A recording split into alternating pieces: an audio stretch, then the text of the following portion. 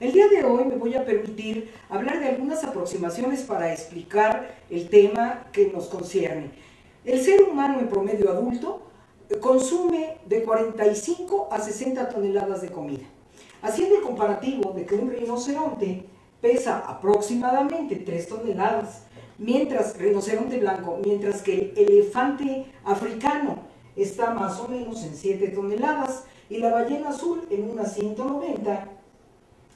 Pues para que esto se entienda más, a lo largo de nuestra existencia podríamos tal vez degustar, considerando que son 60 o 40 a 45, pues podríamos tomar 15 rinocerontes, ¿verdad?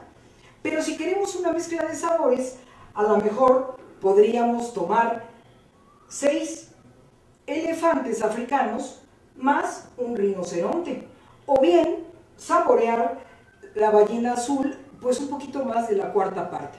Pero ¿qué ocurre con estas cifras? En el momento en que ingerimos los alimentos, empieza el sistema digestivo a trabajar.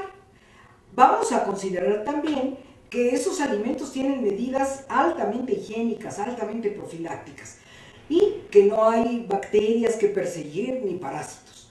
En el momento en que entra el alimento, llega finalmente al intestino delgado, que es el que se encarga, a través de las múltiples vellosidades que tiene, de sacar los nutrientes de lo que comemos y asimismo pues permitir que haya un excelente aprovechamiento de esos recursos para la vida. Pero ¿qué ocurre cuando un ser humano en estas condiciones no aprovecha ningún nutriente? Y antes, al contrario, se encuentra ese problema de tener el intestino inflamado, ulceroso y quizás ya próximo a un sangrado rectal. El individuo en cuestión tiene fiebre, pérdida de peso, dolores muy fuertes a nivel estomacal, desgano, y bueno, no solo esto, sino que además constantemente presenta dolores en la columna vertebral, y de estos dolores tan fuertes pasa a una inmovilidad de miembros superiores e inferiores.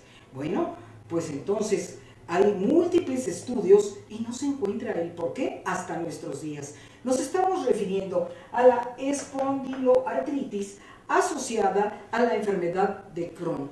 Bueno, esta enfermedad hasta la actualidad no hay con qué combatirla, solamente hay tratamientos que dan más calidad de vida al adulto en cuestión. Y es lo que le ocurrió al maestro Manuel de Falla.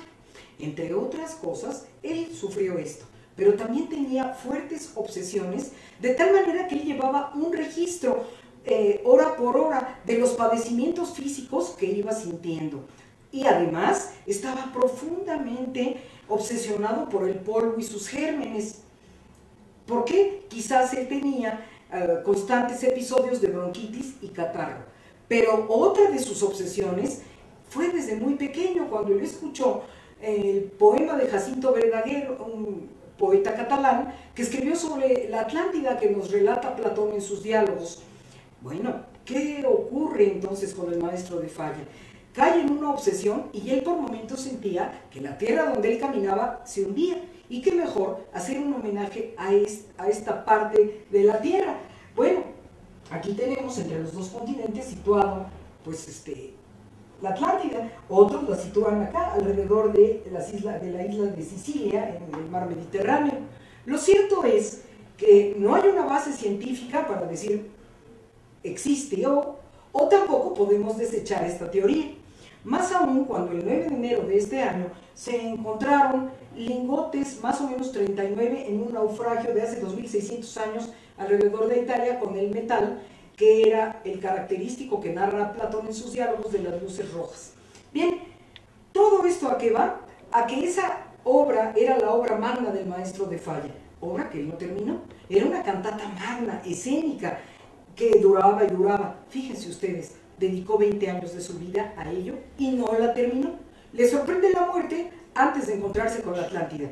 Pero entonces uno de sus alumnos, de apellido Halfter, Enrique Halfter, hace dos versiones, una que se estrena en la Scala de Milán aproximadamente en 1962 y la definitiva en el año 1973 en el Teatro de Lucerna.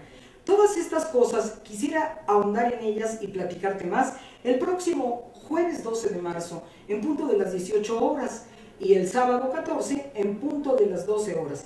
Y después pasaremos un momento increíble gozando de las notas de la Orquesta Sinfónica. Te esperamos, no faltes.